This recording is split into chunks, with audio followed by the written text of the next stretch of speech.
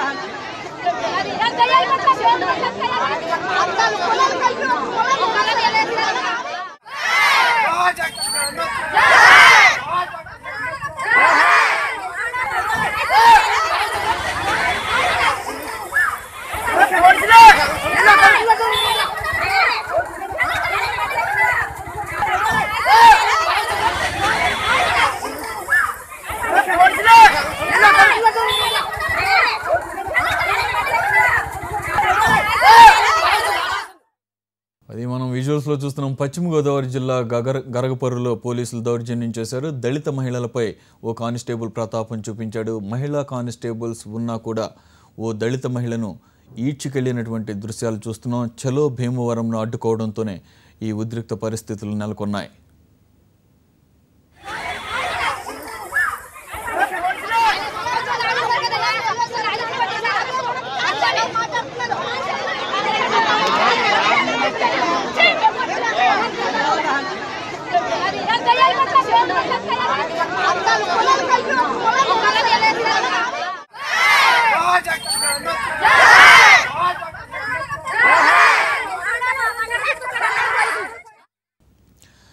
ఇక complete details మా reporter Seshu నడు తెలుసుకుందాం. శేషు, ఇంకా కూడా గరగపర్రులో ఉద్రిక్త పరిస్థితులు కొనసాగుతున్నట్లుగా తెలుస్తోంది. మన విజువల్స్లో క్లియర్గా చూడొచ్చు. అక్కడ యాక్చువల్గా ఎవరినైనా మహిళల్ని అడ్డుకోవాలన్నా, వారిని అదుపులోకి తీసుకోవాలన్నా జనరల్గా మహిళా కానిస్టేబుల్స్నే ఉపయోగించాలన్న ప్రాథమిక సూత్రాన్ని ఇక్కడ పూర్తిగా ఉల్లంఘించినట్లుగా తెలుస్తోంది. ఏం జరిగింది అక్కడ అసలు? అయితే ఈ రోజు చలో భీమవరం నేపథ్యంలో గరగపర్రులోని దళితులంతా కూడా భీమవరం వెళ్లేందుకు ప్రయత్నించారు. సిపిఎం చలో భీమవరం పిలుపునిచ్చింది. మరోపక్క సిపిఎం నాయకులు భీమవరం చేరుకుంటుంటే ఈ గరగపర్రు గ్రామంలోని వీళ్ళందరూ కూడా బాధిత దళితులు, వీరు కూడా గరగపర్రు వెళ్ళాలి, ఏదైతే మా ఆవేదన వినిపించాలి, ఏదైతే ఇప్పటివరకు మేము వెలివేయబడ్డామో మాకు న్యాయం జరగాలని ఇక్కడ మహిళలు కానీ వీళ్ళందరూ దళితులు భీమవరం వెళ్లేందుకు ప్రయత్నం చేశారు.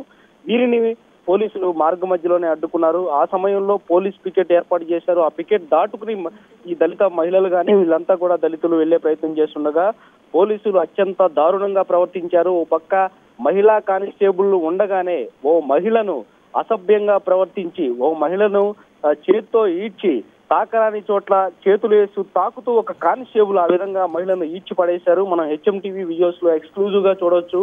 ఏ విధంగా ఒక మహిళను ఏదైతే ఇలాంటి ఆందోళన సమయంలో మహిళను అరెస్టు చేయాలన్నా, అదుపులోకి తీసుకోవాలన్నా. Right, thank you very much Seshu. Keep updating. Thank you very much.